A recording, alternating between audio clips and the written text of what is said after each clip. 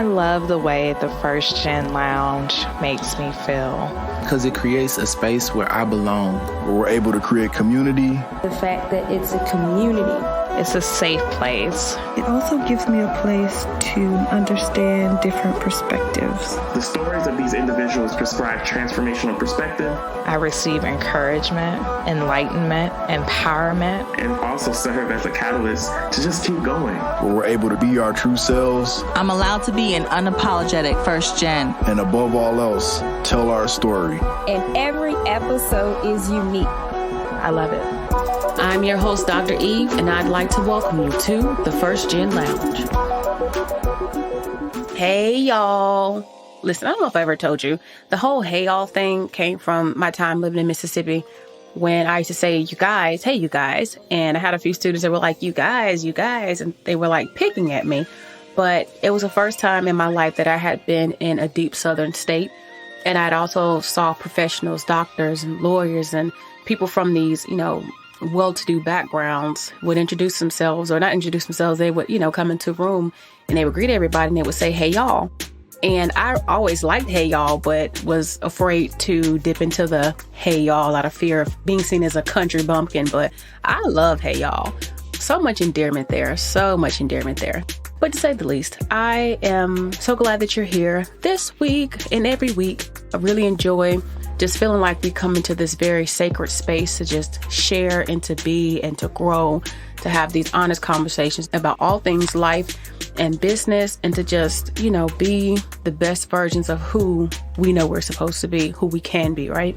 So just seems like the right time to have a conversation with you about not holding back on your dream, whatever that dream may be, however it may look or seem. Just really want to encourage you today to think about pursuing whatever it is that you know you want to pursue, and not getting caught up in other people's, expectations or thoughts about what your life should look like to do the thing that makes you the happiest. I was having a conversation recently with a young lady, and something she said to me really, really hit home. Her thought was, you spend 75% of your life working. You might as well do something that you're going to enjoy. You might as well do something that will make you happy. And I thought about that, and I just thought about it because I'm like, damn, she really said that. And while I recognize that I'm doing what I love, I'm doing the thing that, makes me happy. It's not that it's without work or without hardship, because it absolutely is that. It comes all the time. But it is to say that I realized when I get up every morning and I have to get to work, I don't have to fight myself about going to work or about doing projects or about showing up, because I really, really love what I'm doing. When you are living your dream and even still working towards the other parts of your dreams that, just takes time, it's just the most, ridiculously empowering and exciting thing to ever experience. And I tell you that because I had no thought of what my life would look like when I left higher education. Like, I was terrified of what I would do. Could I do anything else? Did I have any other skill sets that would, really convert to something different? And then naturally, this entrepreneurship thing was like, give it a try. Oh my gosh, I love it. Oh my goodness, why did I know about this sooner? And while I have, no regrets about the time it took me to get to entrepreneurship, and again, this is a thing that I've done the longest, so I feel. I want to say the longest consistently. So to be in one area doing one thing, and that's just me being straight up with you, it's the thing that helped me see so much about myself. But when I say don't hold back on your dream, if there is a business that you want to start, a podcast, a blog, whatever, a workshop, whatever that thing is, write a book, you should do it. You should do it. Find that thing that is going to have you look forward to each day, even if in the work that you're doing, even if that's just temporary, is not the thing that you prefer or desire the most. You've got to find meaning. You've got to find something in your life that excites you and awakens your spirit for you to even think that it's worth living. And it's kind of like, well, dang, how can you say that? No, really, if you're just living each day, going through the motions, sometimes you may look up and be like, yeah, what is all this even for? Like, that's just being real with you. So When I tell you don't hold back on your dreams, as you are pursuing your dream, every day has a different horizon. I mean, duh, but like the horizon's brighter. And it gives you this sense of, I don't know, just this value and this worth that you already have, but it just amplifies it to really be doing the thing that brings you just so much joy. But even as I'm saying this to you, and it's like, what are you trying to convince me to do? Quit my job? Nope, not unless you want to.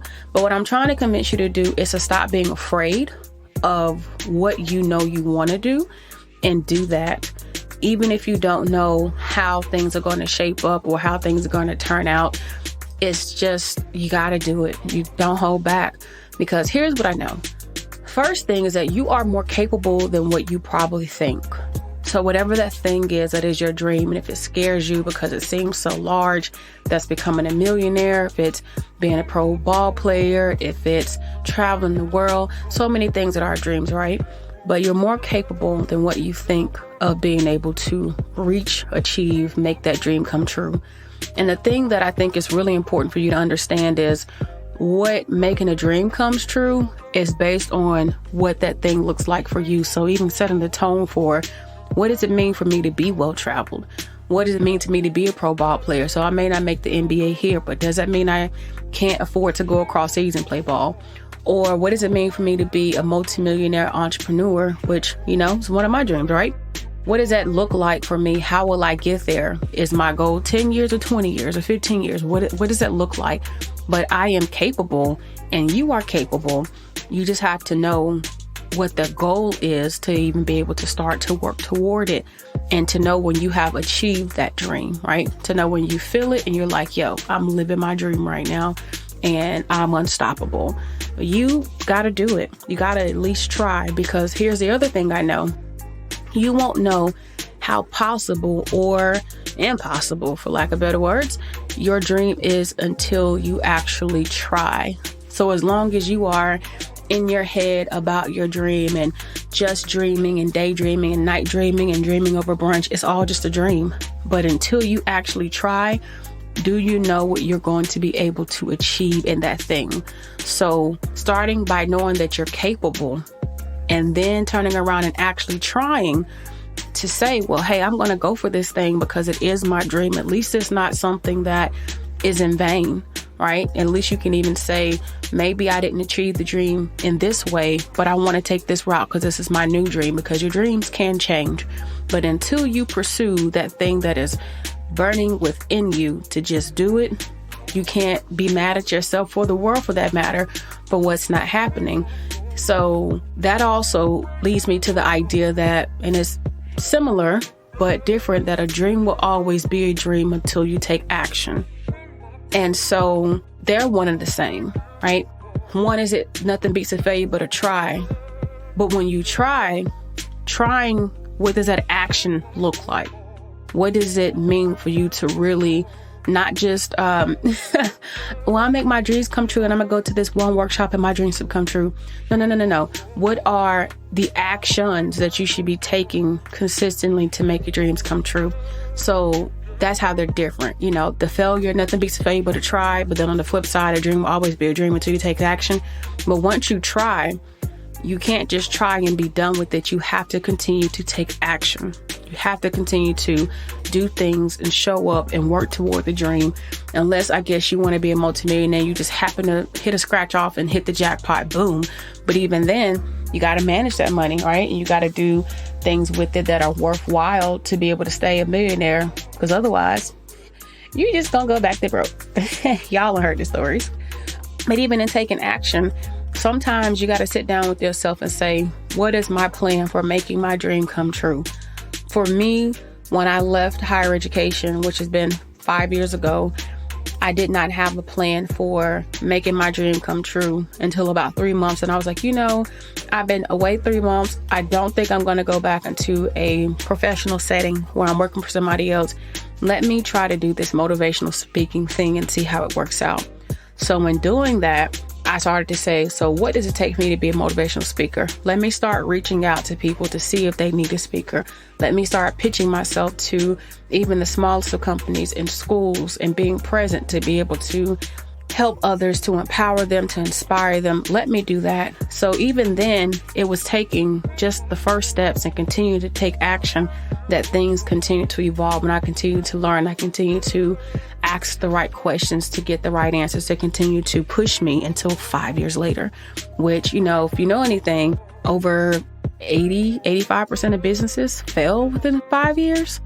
And that's got to do with a lot of things. But so to make it to 5 years, it's like, oh, damn, that's pretty significant. But it's being relentless in the pursuit of my dreams as well. It's knowing that I was capable. It's knowing that until I tried, I wouldn't know if I would make it. And it's also realizing my dream was going to be a dream until I took action, but not just action, consistent action at that.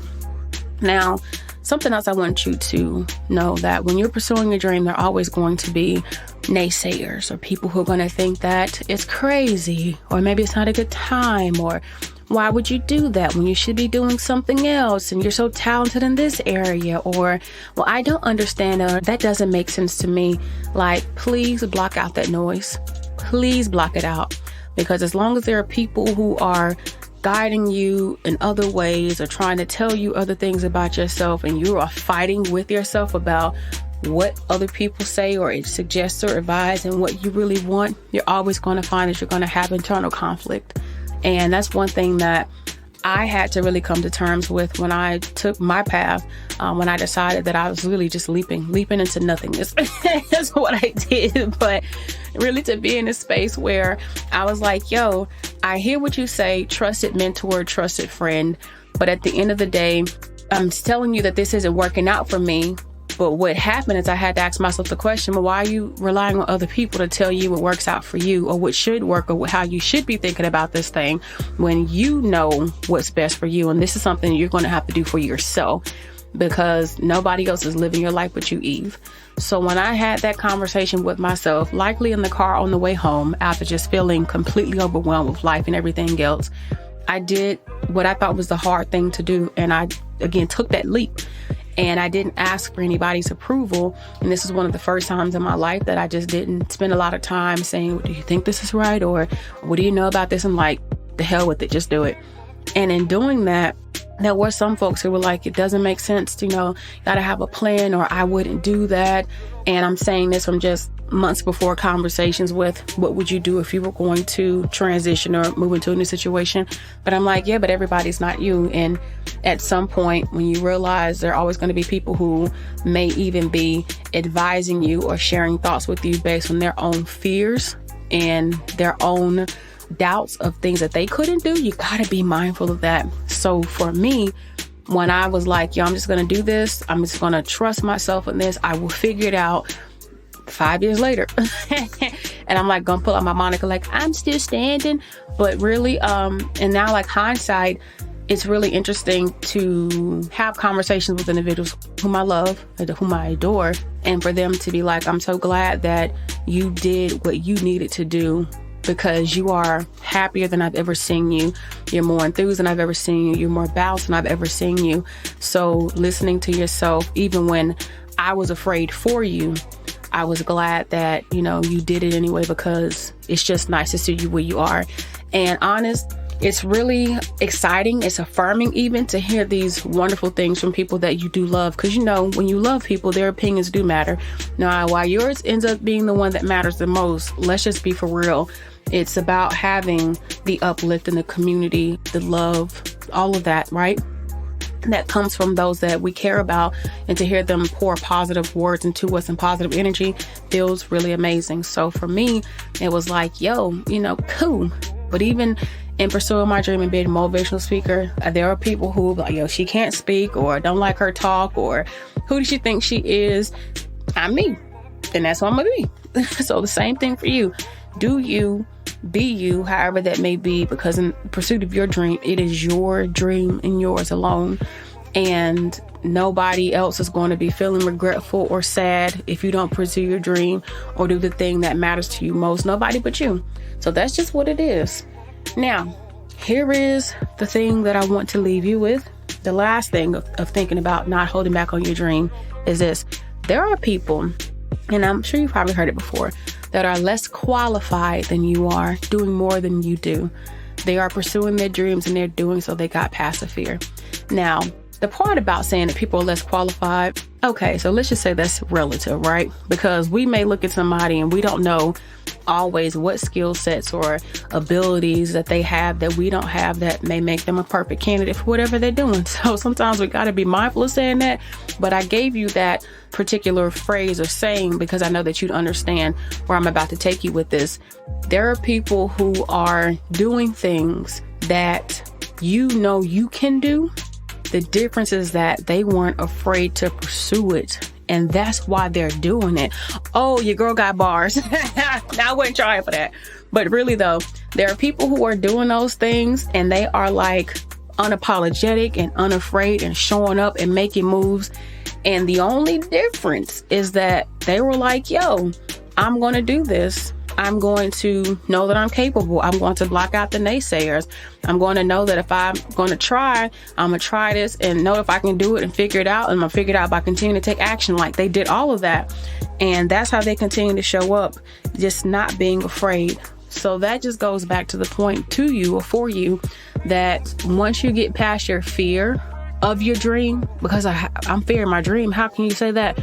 There's always fear. Do I have enough money? Am I smart enough? Or is anybody going to show up and support, what I'm doing or how I'm doing it? Or what if I fail? Fear shows up in several ways, right? Several ways. But to you, I say, don't let that be the thing that keeps you back. And don't let that be the thing where every time you look up, there's yet somebody else who's doing something that you're thinking to yourself, well, how they do that? I'm going to tell you how they did it. They just did it. They wanted to do it and they didn't make an excuse. They showed up. They were like, yo, I'm going to be out here and y'all don't know what's going on behind the scenes, but I'm going to show up anyway. I'm going to fake till I make it. I'm going to do my thing. So for you, my love, my friend, my fam, I just want you to not hold back. I just want you to feel like you have and to know that you have the power within you to make something that's just a thought in your head, something that just ponders in your spirit, that just sits with you. I want you to know that you can manifest it and make it a reality. And no matter what, you got to be happy. You have to be happy. Life is too short to not be happy, to not be your best self, whatever that looks like, to not be doing the thing that you love, even if that means doing that thing is on the side until you can do it full time. That's if you even want to do it full time. But whatever it may be, again, I say, don't hold back on your dream. And one of my dreams I'll share as I'm wrapping up has been to create a program to help those who are fellow entrepreneurs, especially first generation college students and graduates, to start and grow their businesses. And as much as I was thinking, what do I know about entrepreneurship? What can I share with anybody? How can I help people grow? I'm like, a whole damn lot, making it 5 years, just, kind of doing nothing. And so, I am launching the EW Trailblazer Society, which is a membership incubator essentially to help those who want to start and grow their businesses and have the accountability and the community and the master classes and training and all those fun things, like making my dream come true. Because as I look out there and I see that other people are doing things, I'm like, yeah, I can do that too. And while it's not about thinking that they're less qualified, it's just, if this is your dream, pursue it. So as I'm in this 5-year mark, so excited to be doing it. Be something that I would just help other people to make their dreams a reality, to be economically empowered and to be able to leave their legacy as well. Because what's important to me is to be able to help others along the way. And I know this is my one way, at least one of those ways that I can contribute to doing those things. So yeah, but if you even want to check out and learn more about the program, I definitely invite you to do so. If you check the show notes, there's a link that will guide you to learn more about the program, and it'll only be open a couple of times a year. So that as well, because I can just be really laser focused on those who really want to do the work and who are excited about being able to, again, make their dreams a reality. But I love you. I love you. I love you. Again, check the show notes for that link, and always feel free to reach out if there's anything I can do to support, because I got your back. All right, on that note, continue to be good to yourself, continue to trust yourself, and continue to keep pressing forward. I love you. Peace out.